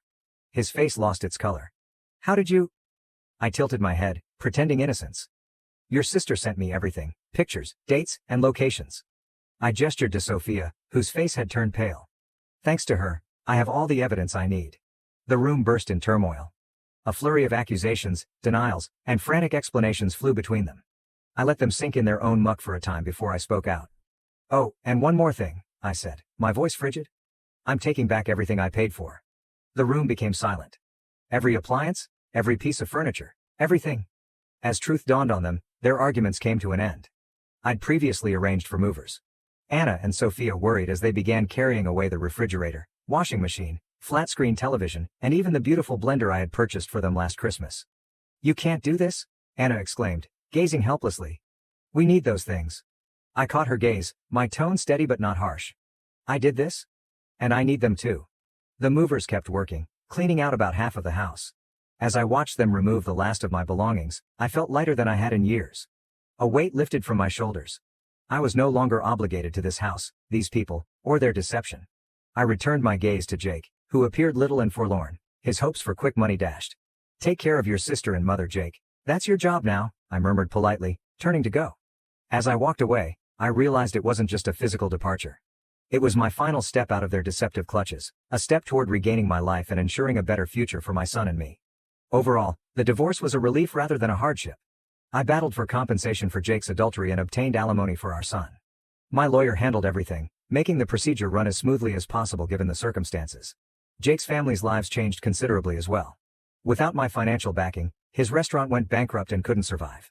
The family house was sold to pay off debts, demonstrating their unsustainable lifestyle. Meanwhile, Anna and Sophia scrambled to contact me, their messages a combination of apologies and desperate begs for aid. Despite everything, I couldn't allow myself to be drawn back into their madness. I immediately blocked their numbers. Sophia's husband abandoned her, and now the entire family, Jake, his mother, his sister, and her child, is crowded into a small rented apartment. They created this difficult position for themselves. In contrast, life for me and Alex is improving. We've fallen into a comfortable routine in our own rented flat, which feels more like home every day. My YouTube channel and Instagram page have taken off, resonating with women, particularly new mothers, who are striving to get back into shape. Seeing the beneficial impact of my work has sparked a new idea. Create online fitness courses designed exclusively for postpartum mothers. I'm enthused about the possibilities and the opportunity to assist others who have been in my position. There was a lot to accomplish, but for the first time in a long time, the future appeared bright and full of possibilities. I had a deep feeling of serenity here, in our tiny sanctuary, with my son's laughing booming off the walls. We had made it through the storm. And now was our turn to shine. Now to the next story 6. My ex-wife tried to manipulate the court for alimony, but the judge exposed her lies. She faced legal consequences, and I blocked her. Have you ever sat in court and watched someone dig their own grave in real time? Because this is exactly what my ex-wife, Jessica, did. I should have known she was going to pull something. The entire divorce procedure had been a disaster. Delays, tantrums, and unnecessary fillings to squander my time. We wouldn't be here if she had put half the effort into our marriage as she did in making my life horrible. But when she walked into that hearing pregnant, I nearly laughed. Not because I felt the child was mine, I knew it wasn't, but because I could see the plan coming together in her thoughts like a cheap soap opera script. Jessica was hoping that the judge would see a poor, helpless, abandoned pregnant lady and order me to pay up. Forget the prenup. Forget logic. Play the compassion card to get a paycheck. I could already hear her prepared speech. Your Honor, I have a baby on the way, and I've been left with nothing. How am I supposed to survive? All while giving me sideways glances and waiting for me to squirm. Too awful for her. I don't play dumb, and I never lose. Jessica had underestimated me. She expected me to worry, become flustered, and even accept a settlement in order to avoid looking terrible in front of the judge. But she had no idea what I knew. She had no idea that I had already found her out months ago. Jessica was awful not only at marrying, but also at lying. And she had no idea that the judge was about to ask her a question that would unravel her entire story. Jessica strode into the courtroom with a smug expression. She played it flawlessly, with one hand on her belly and the other tenderly combing her hair behind her ear, as if she wasn't about to commit legal fraud. She even sighed dramatically as she took her seat, as if the entire process had exhausted her. I did not react. I didn't have to because, unlike Jessica, I wasn't going in blind. I was ready. My lawyer, Ethan, was also present. Ethan was the type of person who smiled in court but would completely destroy you with the law. I didn't like attorneys much, but after seeing him unravel Jessica's schemes over the last few months, I had to confess I was relieved he was on my side. Jessica, of course, had seen 3 different lawyers since we began this divorce. The one she had today was a newcomer, just out of law school and undoubtedly eager to win his first major case. I almost felt awful for him. Because here's the thing, Jessica had done this before. Not the pregnancy stunt, but the manipulation, the pretended grief, the "I'm just a struggling woman, Your Honor, please take pity on me" performance. Unfortunately, some people purchased it, including my mother. My mother called me about a week before the hearing. "Just settle," she urged, her voice full of tiredness. "You don't want this dragging on forever." I squeezed the bridge of my nose. "Mom, she doesn't get a penny. That is why we had a prenup." "She is pregnant though. Do you really want that on your conscience?" I nearly lost it. "This isn't my kid." Mom hesitated. "Are you sure?" I wanted to laugh. "Am I sure, Mom? She repeatedly cheated on me." I caught her. I halted. "Besides, do you know what the worst part is? If I really felt she was my child, she wouldn't have to pull this nonsense. I would be there. I would take care of them. That's the difference between us. She plans, while I take responsibilities." Mom went silent, then sighed. "I just don't want to see this get uglier." It was already ugly, but I assured her I'd handle it, which leads us back to the present. The judge entered, and the hearing began. Jessica's lawyer broke down in tears right away. "Your Honor, my client has been placed in an untenable circumstance. She's pregnant, unemployed, and struggling as a result of the emotional and financial pressure brought on by this protracted divorce." Jessica sniffled on cue. I did not even blink. Ethan waited patiently, letting the drama unfold. Then he stood up, cool and composed, prepared. "Your Honor, while we obviously sympathize with Miss Parker's plight, we need to clarify a few points before moving. First and foremost," he turned to Jessica's attorney, "who is the father of this child?" Jessica suddenly tensed. I knew the question was coming. Jessica did not notice it. She imagined the court would not scrutinize her pregnancy, that she could walk in, appear fragile, and walk out with a large check. However, legally, her pregnancy was only meaningful if I was the father. Her lawyer froze and said softly, "My client believes it is the petitioner's." I nearly laughed. "Believes?" Ethan did not even flinch. "Does she believe so? There is no proof?" Jessica shuffled uneasily. The judge's gaze narrowed. "Miss Parker, have you had a paternity test done?" Jessica's mouth opened, closed, and then opened again. She was trapped. I mean, I just assumed." "You assumed?" The judge continued, unimpressed. "Miss Parker, is there any evidence to suggest the petitioner is the father?" Her lawyer seemed to want to die. Jessica appeared pallid. I relaxed back in my chair, enjoying the entertainment by this point. Ethan was prepared to finish her off. "Your Honor, we have strong reason to believe this child is not my client's." He showed out images from 2 months after Jessica and I split up, of her on vacation with another man, holding hands and kissing. Clear evidence that she had moved on. Then came the last nail in the coffin. Ethan slid medical records across the table. "Additionally, we have subpoenaed Miss Parker's recent medical records, which show that her first confirmed pregnancy test was months after she and my client had last been together." Jessica's face wrinkled.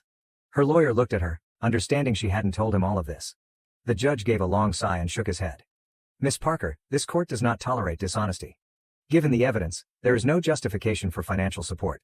The prenuptial agreement stands. You will not receive alimony or further compensation." Boom! Jessica gasped, as if she had been physically struck. "Your Honor, this hearing is over," the judge announced. "Done." Jessica sat still, immobilized. The judge's remarks lingered in the air, but I could see it occurring in real time. Her mind searching for an escape. This was not how she expected today to go. According to her account of events, she was meant to cry, seem miserable, and leave with a large monthly check. Instead, she had been publicly exposed. Her lawyer stopped staring at her. He was staring at the floor, most likely re-evaluating every decision that had led him to take on this case. Meanwhile, Jessica was clutching the table's edge, as if she could somehow cling on to the remaining pieces of her plan. Then the tantrum began. Jessica's final desperate try. But Your Honor, Jessica shouted out in a high-pitched voice. This is not fair.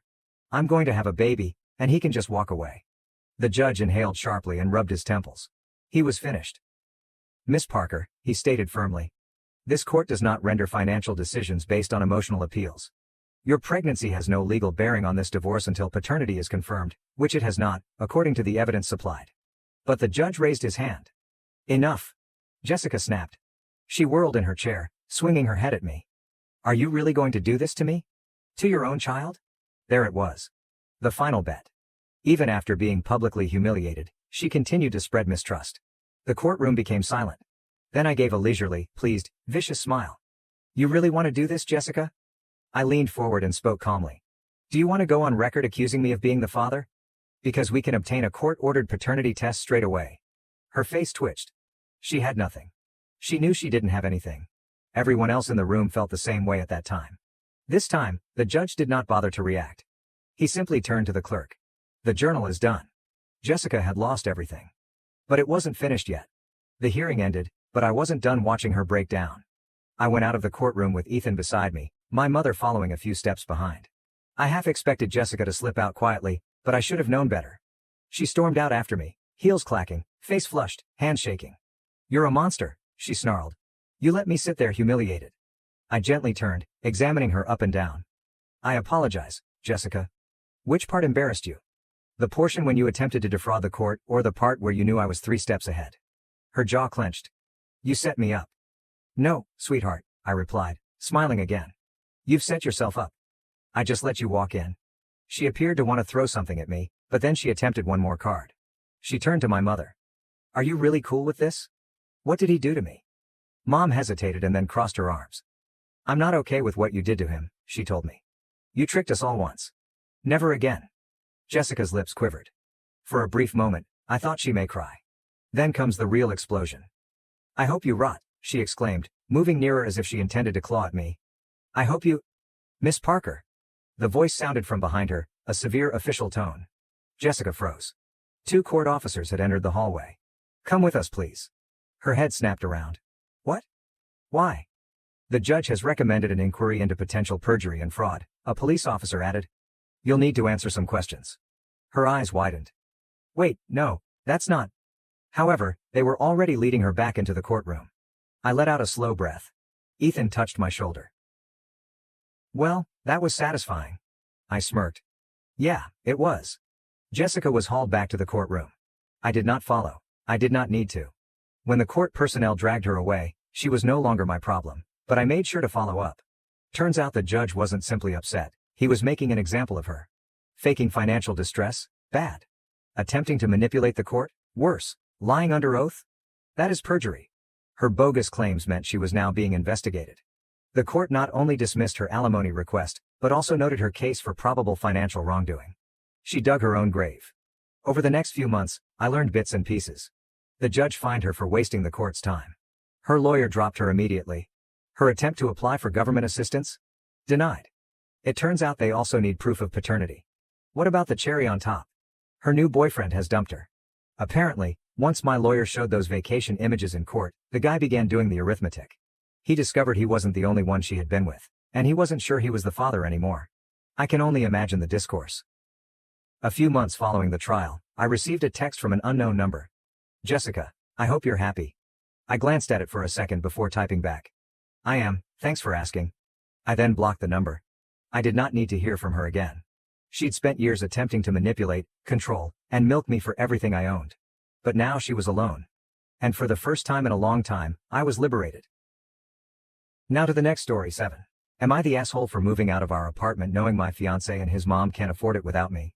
Me, F29, and my ex-fiancé, M27, had been living together for about 1.5 years. Fiancé got his undergraduate degree, worked for a couple years and then decided to get an MBA, which is how he ended up in our city. We moved in together after he finished his MBA program. Fiancé is from the Midwest and his mom has always wanted him to move back. When he told her he was staying here, she was heartbroken. I went to college and got my degree in a STEM field. After I graduated, I got a job with my current company and moved to the city where we currently live. It's a big international company with multiple locations in the US and internationally. I love my job, I like the company I work for, and the pay is pretty good. All in all, a pretty good deal. During COVID my office shut down and we all went WFH. After COVID they decided not to reopen this office, so I've been 100% WFH since early 2020. I currently make considerably more than him, mainly because I've been working for 7 years and I'm in tech. I had been living by myself in a 1-bedroom apartment and just had my office set up in the living room since it was just me. When we moved in together, we decided to get a 2-bedroom apartment so I could use the extra room as an office. Because of this I was paying 2/3 of the rent and he paid 1/3. We split everything else 50-50. So the problem started this past May. Fiancé's mom told him she wanted to move to our city to be closer to him. She asked if she could stay with us while she looked for a job and got settled. She's a teacher, so figured she'd be able to get a teaching job pretty quickly. Because of that I didn't really mind her staying with us, as I figured it would just be for a couple months over the summer. Since I thought it would only be for a couple months, I moved my office into a corner of our bedroom and my fiancé bought a bed to put in the second bedroom. The problem is she never applied for any teaching positions and has been living with us for 6 months now. She and I have really been struggling with each other since she moved in. I can't make her understand that I work full-time. She constantly interrupts while I'm working, which is bad enough, but she even interrupts when I'm on team calls. She always asks me to take her places because she doesn't like to drive in our city. She has pretty outdated views of gender roles and is constantly giving me a hard time for not doing more around the house and making fiancé help with chores, do his own laundry, etc. The constant criticism and insults are just really wearing me down. And I hate having my office shoved in a corner of the bedroom. Back in September I told my fiancé that since it looks like his mom is going to stay a while we should split the rent 3 ways. He told me she can't afford that since she has to conserve money until she gets a job. I told him I wasn't happy paying extra for a bedroom I can't use, so finally he said we could do a 50-50 split. I could afford to pay the extra, but I hate the idea of funding her lifestyle. Every time I complain about her or the situation he says he agrees but doesn't know what to do because he can't kick out his mom. And he won't talk to her about the way she treats me or how she behaves. When I ask what the long-term plan is, he just says he doesn't know. I've thought about giving him an ultimatum to tell her she has to leave, but I think he'd just end up resenting me for essentially putting him mom on the street. So one of my girlfriends is losing her roommate at the end of February. Our lease renews June 1st. I'm very strongly considering moving out of our current apartment and moving in with her. I can afford to pay part of the rent on our current apartment and also half the rent at my friend's apartment. It's not ideal, but I'm not a big spender, so it's doable. The issue is, if he and his mom aren't able to pay for 1/3 the rent each, there's no way they could cover the whole thing on their own. But I can't live like this anymore. So I'm pretty sure this is what I'll do, but I wanted to see if people thought I'd be the AH for leaving them like this. Comments. Comment 1. His mom is the biggest A because she specifically planned this. It isn't that she's had bad luck, she didn't even apply. Add in that she didn't respect your workplace and insults you. She's basically trying to be the matriarch of the house, while being a complete mooch. The biggest problem is your fiancé thought. This is just a glimpse of your future with a mama's boy. He's made it clear that he's okay with her walking all over you, and she's not leaving. You're going to end up as a third wheel in your own marriage. Comment 2, je suis d'accord. His mom is taking advantage, and your fiancé isn't setting boundaries. It's a big concern for the future, you deserve better. NTA. Comment 3, exactly this. OP, you're not leaving them, you're escaping a situation that was never fair to you in the first place. His mom didn't just end up staying, she chose not to apply for jobs, and your fiancé chose to let her. Meanwhile, you've been paying the majority of the rent, lost your office, and now you're stuck in your own home with someone who disrespects you daily. If he wanted to build a life with you, he would have had a plan for this months ago. Instead, you're the only one being asked to sacrifice. Time to choose yourself because they already have. Comment 4. And be prepared for them to be upset because they are losing their money bags. They were using you and had absolutely no respect for you. Neither one of them. If you don't leave, you will be the AH. Comment 5. I'm a teacher. An old, retired teacher.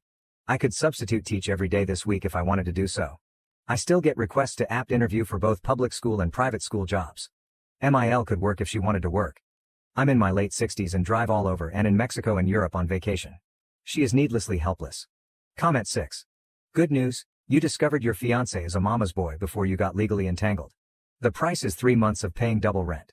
Sucks, but much cheaper than a divorce, alimony, child support and years of therapy because of dealing with that kind of MIL. Mommy wanted to prove her darling boy would pick her and take care of her. So she moved in and proved it, he won't stand up to her. Sadly, unless he gets some serious therapy and figures out how to unmesh, he's never going to. So tell him flat out, Mommy wins. She gets her whittle boy back, you will find a grown man. You'll pay your portion of the rent for the next few months, but you're letting the landlord know you will not be renewing and do not use your income for renewal for him and Mommy. I'm sorry you have to deal with this. You did what you could, but unless he wants to grow up, you're going to spend decades hearing how you don't cook right, clean right, raise your kids, spend money, vacation wrong, and have bad values. She, of course, knows better. Don't do that to yourself. And maybe, just maybe, this will make him realize he's got to get off mommy's titty if he ever wants a life of his own. Update, 5 days later. I posted here last week about the situation I'm in living with my soon-to-be ex-fiancé and his mom. I started off trying to reply to everyone's comments and keep up, but honestly I just got completely overwhelmed with all the comments. First off, I want to thank everyone for their feedback and comments, even the ones that were kind of harsh. Actually, probably especially the ones that were kind of harsh. I really needed some tough love to make me realize that I was letting my STBX and his mom take advantage of me. The more comments I read, the more pissed off I got. Honestly, I think I'm more pissed at myself for allowing this to happen and not advocating for myself more. This past weekend I got my STBX alone so we could talk, which was actually harder than it should have been. His mom always tries to tag along when we do anything. Going through all the comments everyone left and the PMs people sent really helped me decide how to approach this. And also, brought up a lot of good questions I should have thought of myself. Back to the discussion with the ex, I wanted to give him one more chance to pick us over his mom, not because I thought he would, but I just wanted to be able to tell myself I give him the opportunity. I explained again about how unhappy I am with the situation, how it's affecting my work because of her constant interruptions, and just being unhappy and uncomfortable that I'm forced to work out of a corner in our bedroom. And I reminded him that until a few months ago I was paying the majority of the rent, and being that I make so much more than him, it's really my salary that keeps us all afloat. And I also brought up, again, the way she treats me and talks to me. And he replied the same way he has been. He agrees it's not right how she acts and that it's really uncomfortable for us all. WTF, I don't care if she's uncomfortable. Previously I would have dropped it there. But this time I told him how angry and disappointed I was that he let me pay for 2/3 of the rent when she first moved, and how unfair it was that I'm still paying for half when there are 3 people living there and she is the only one with her own bedroom. It was the same story, she has to conserve money since she doesn't have any income currently. Which brought up the question of where all her stuff went when she moved. What money does she use for incidentals? So evidently, when she got divorced, she asked for the divorce after my ex went off to college. It doesn't sound like her husband Woody X's dad wanted the divorce. His dad bought her out of the equity in their house. X didn't have any idea how much that was or how much is left. But until she moved here she was working full-time as a teacher and living in a small apartment, so she should not have had to tap into the divorce settlement money very much. Other than that, X didn't have much insight into her finances other than what she told him, that she has to conserve money. I told him straight up that I'm moving out before the end of the month.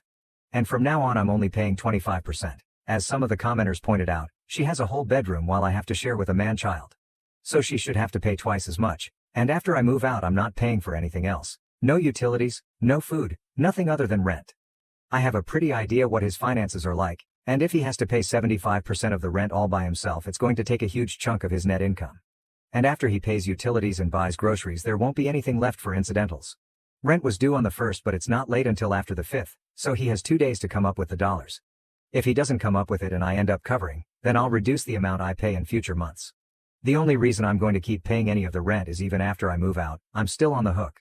I talked to the leasing office and they explained that since X and I signed a single rental agreement together, e.g., one contract we both signed as opposed to 2 contracts we signed individually, we are both responsible for the rent.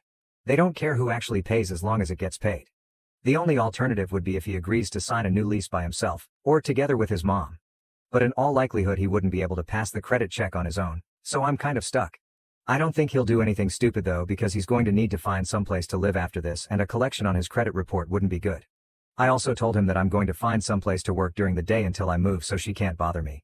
My friend I'm moving in with said I could work there during the day since she and her current roommate have in-person 9 to 5s. I took her up on that for now. After living with his mom, I'm not about to overstay my welcome, so I'm going to find some other options that I can rotate through. Someone suggested checking out the public library, or if it comes to it I'll get a membership at one of those WeWork kind of places. Just in case, I brought my important papers, files, valuables, and my friend is storing them for me until I move in. He really didn't take it well. The surprising thing to me is that he was surprised by everything. He seemed really shocked that I wasn't prioritizing his mom. I really got the feeling that he sincerely believed I wanted to take care of her as much as him, and he kept saying stuff like, "What about my mom? What am I going to tell her? That's how she is, but we still need to help her, etc." He asked about our relationship and the engagement. I told him after I moved out I needed some space from him. In a few months, when we've both had some time, space to process what happened, if we both agree we can talk about the relationship. But he'd have to prove that he's going to have my back going forward and will set boundaries with his mom. I told him that just to avoid more drama, but I don't see a future in which we are together. I told him he needs to tell his mom because she's not my responsibility or problem, and she'll know something when I start moving my stuff out. He hasn't told her what's going on yet, but this weekend I'm going to start moving things so he doesn't have much time. My friend's current roommate starts a new job in another state on the 3rd, so in reality I can probably move in 2 to 3 weeks, just depending when she actually leaves. I don't expect him to do anything bad, other than sulk and complain, but if he does something stupid, or doesn't pay his part of the rent, the ace up my sleeve is I'll tell the leasing office his mom moved in, which is prohibited in the lease. Honestly, getting evicted would solve a lot of my problems right now, so it's a pretty valid threat, I think. Now that I've mentally and emotionally separated myself from him and his mom, I'm looking forward to her reaction when he tells her what's going on. If it gets too ugly, I'll find a cheap Airbnb or hotel or something. I've had some friends, including the one I'm moving in with, offer to let me couch surf for a few weeks, but I just can't do that to someone else. So, that's it. I'm leaving and I really don't care how that affects them. Comments. Comment 1. You're at the end of a long and painful process, but I'm sure that you will be better for it. Good luck. Comment 2. Dude should really just marry his mom. Comment 3. Notify your landlord in writing that you are moving out and to take you off the lease after June 1st. You wouldn't want to do nothing and accidentally trigger an automatic renewal. Oop, already did that. I did it before I went to talk to the front office and confirmed that they received it while I was down there. New update, 8 days later. Hey everyone, I've been getting a lot of requests for updates, so I wanted to let everyone know how it went when my ex's mom found out about me not covering all the rent and moving out. TLR. It was kind of a shit show.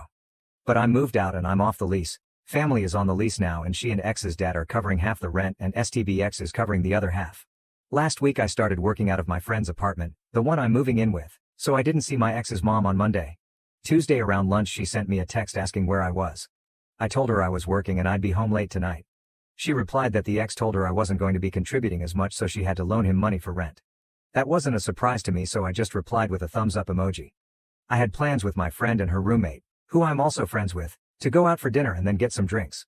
So by the time I got home it was after midnight and my ex's mom was already asleep. The fun started Wednesday morning. I was getting ready to go to work at my friend's place when my ex's mom stopped me and said we need to discuss my financial situation. Then she went on a whole tirade about her having to cover my part of the rent, me making foolish choices by going out to dinner when I couldn't even pay rent, I was irresponsible with money and inconsiderate of the impact it had on others, blah blah blah. She went on to say that if she was going to have to pay my share of the rent that she expected me to do a better job of keeping on top of chores and keeping the apartment clean and organized. I told her I was moving out since obviously STBX hadn't told her yet. She seemed, I don't know, pleased with herself? All she had to say was maybe that's for the best. When I got home that night, right off the bat, she wanted to talk. She said instead of me moving out, we could get a bigger apartment and she'd be willing to help by paying the difference between a 2-bedroom and a 3-bedroom. Then we could go back to the arrangement X and I had before she moved in, me paying 2/3 of the balance and him paying 1/3. Honestly, when she was saying this I think my brain vapor locked. She was making it sound like she was doing us a favor by offering to pay the increase in rent.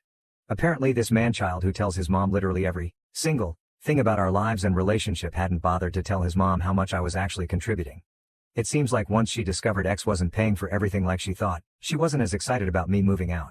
I tried to be polite and told her I'd already given notice to our apartment complex that I was moving out at the end of the month and already committed to move in with my friend.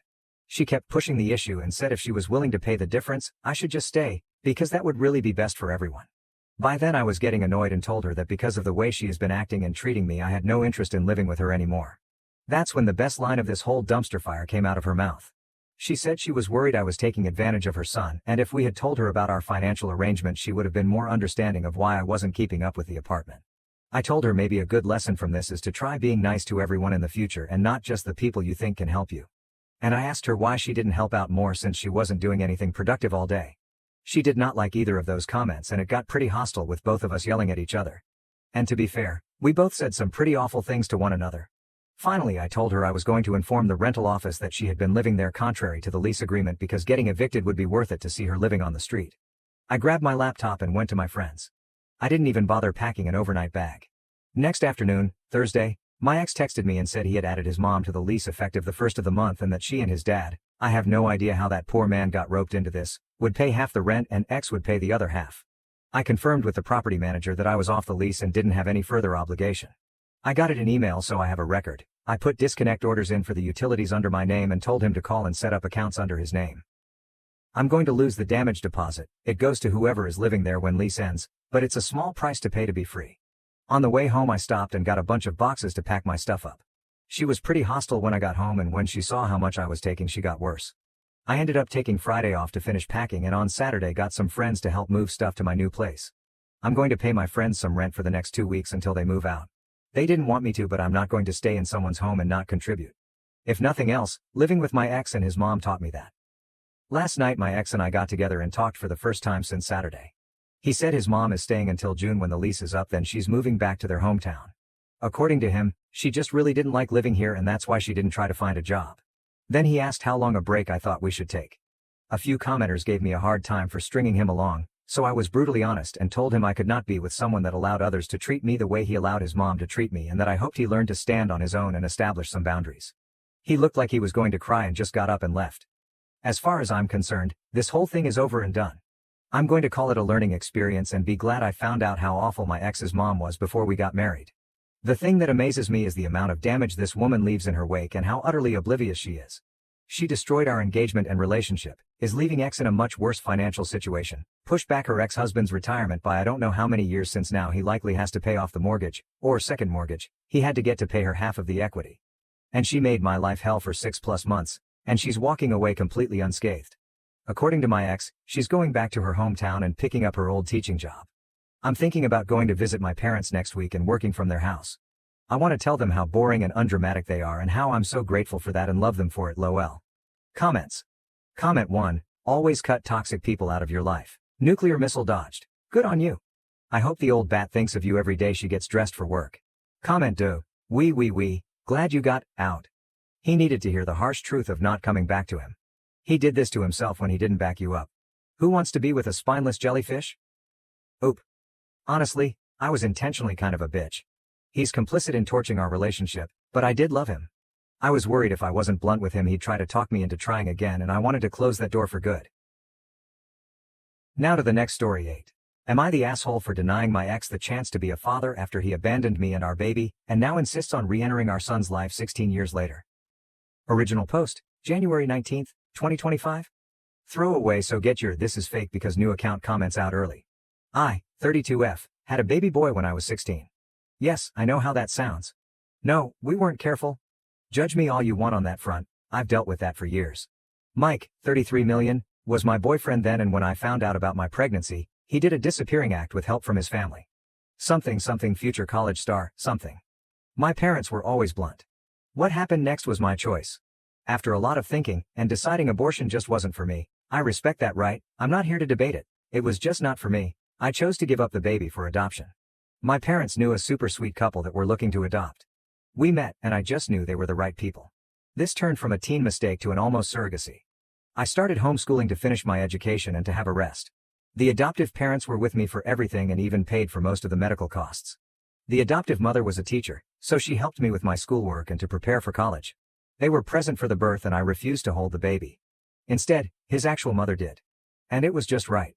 I've stayed in the baby's life in a distant position as a special aunt. Well, he's no longer a baby and he knows who I am, but his mom is the same woman that raised him and I continue to be his special aunt. The only change is now he knows who to call if he needs a kidney. His sense of humor is like mine, go figure. We talk maybe once in a blue moon, which in all honesty is the best. He's happy and I don't regret giving him up to have a happy life. For my part, I married 6 years ago. My husband Aaron, 44 million, was divorced in good terms with Bella, 40 million. They have 2 children together. A boy that is 16 and a girl that is 19. Aaron made it clear since we began dating that his kids' approval was important and that Bella was part of his life forever. Not as a spouse but as a friend and mother to his children. I also told Bella and him about my teen pregnancy. Well, to begin with the kids, my stepdaughter and I get along well. She's obviously closer to her mother, but she still does girls' days with me every so often. It's more like friends though. My stepson is incredibly close to me. He calls me his other mom and always asks me to be present for important events. We bonded when his childhood dog passed away, as my cat died about the same time. Bella and we're best friends. I know people have complicated relationships with their partner's exes, but we always show respect to each other. I never tried to take her place. I know Aaron and her shared something special long before I was in the picture. That's their history. And I am a stepmom, not a mom. Her place in the kid's life is not up for competition. The reason for this background is that the whole mess with Mike started when I took my stepson to a medical appointment. It wasn't serious, though he did have to use anesthesia. Aaron and Bella both couldn't get the day off. They tried, but their jobs are on call and they cannot easily take time off. So I went on my own to be my stepson's support. I didn't recognize Mike as one of the doctors. His real name, both first and last name, are incredibly common and it has been years. Not to mention my priority was being my stepson's support and everything else was secondary. After my stepson was done, he was a bit out of it as expected. I was setting him up in the car and making sure he was comfortable when Mike came over. He told me he had been thinking about me and Arzan for so long, and he was glad our boy was okay.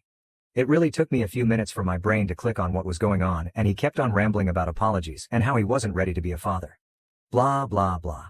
Eventually I just sighed and loudly said, "This is not the baby I was pregnant with. I gave him up for adoption after I gave birth. I am a stepmother." My loopy stepson chimed in with, "Other mom." I had to hold back a smirk, to be honest. Mike was stunned by that, and it gave me time to catch him up on the important details. I gave up the baby. He knows what happened and why I gave him up. I married a man with 2 children. I am happy and don't want him in my life. And no, I won't give him contact information for the adoptive family. He is 16 years too late. That was the end of it, and I got into my car to get my stepson home to rest. Since then Mike found me on social media and has been painting this sob story about me denying him a chance to be a father. How I was a poor mother that threw away her child to raise someone else's children. I'm basically the she-devil apparently. Most of our former classmates that saw the post reminded him that he left me. Some of his HS friends even pointed out he laughed about leaving me pregnant. I didn't know that part. A few of his relatives have reached out to bash me about taking Mike's chance to be a father. That it made me a poor Christian. I'm not. I'm Jewish to begin with. A few friends did tell me it was a bitch move to give the baby up without telling Mike. I don't personally think I was in the wrong, but in case I decided to leave the judgment to the internet masses. So, Reddit, AITA? Clearing something out. The adoptive parents and bio child have a phone number to contact Mike's parents if they want. I have no say if they do or not. I just won't give Mike any information on them. Some of Ope's comments. Commenter, NTA hi, therapist here. Seems like it was the right decision for everyone involved. Especially Mike, who clearly shouldn't be anywhere near children given his full lack of impulse control and empathy. As a fellow Jewish lady, I recommend laughing at the poor Christian comments. Ope, my mom loves them. I'm in a mixed household with dad being Jewish and mom being Catholic. My mom laughs every time I get a new one the hardest. Commenter, I mean, they can be really funny depending on who's saying it. Also, who are these friends calling you a bitch? They don't sound like friends. Oop. They are more conservative friends. I say friend loosely. We're in the same groups. Commenter, these people are fucking psycho. Block block block.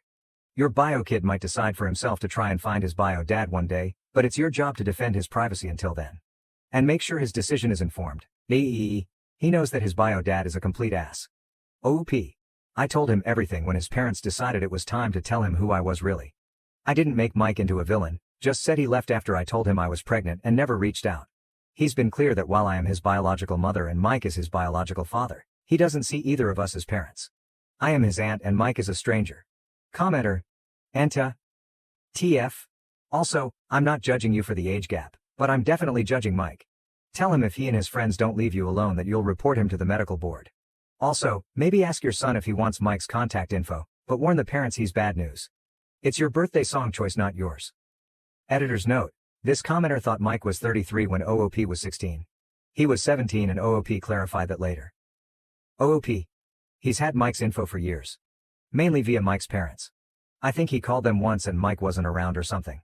I got the story secondhand so I don't know the details. Funny comment about anesthesia. Apparently I sang opera really badly when my wisdom teeth were removed. My stepson and I had a debate about why our dog should go to school in his place. Commenter, consult a lawyer about him talking shit about you online. Medical board? Ope, in consideration. It hasn't damaged my character per se considering he's being called out publicly, but him approaching the hospital was weird. We're right now way too busy with another surgery on the schedule so legal stuff is on the back burner. And we are going to a different hospital. Commenter. Warn the adoptive parents about the situation. They have a right to know and can protect the child. OOP. Already done. They do live in another state so that gives them some space. Commenter. One thing. Knowing nothing about how this works, I assume you were able to get Mike's parental rights terminated given that he left.